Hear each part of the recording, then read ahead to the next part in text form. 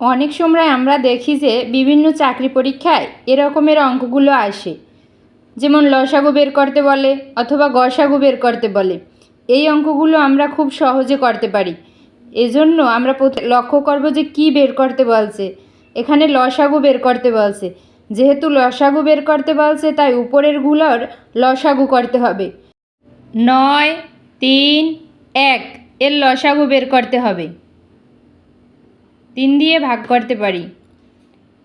3 3 9, 3 1 3, 1 1।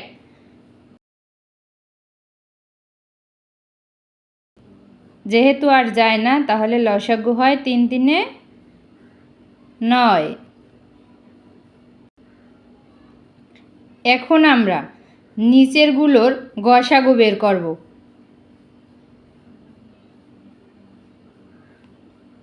4 6 20, 4 দিয়ে ভাগ করা যায়।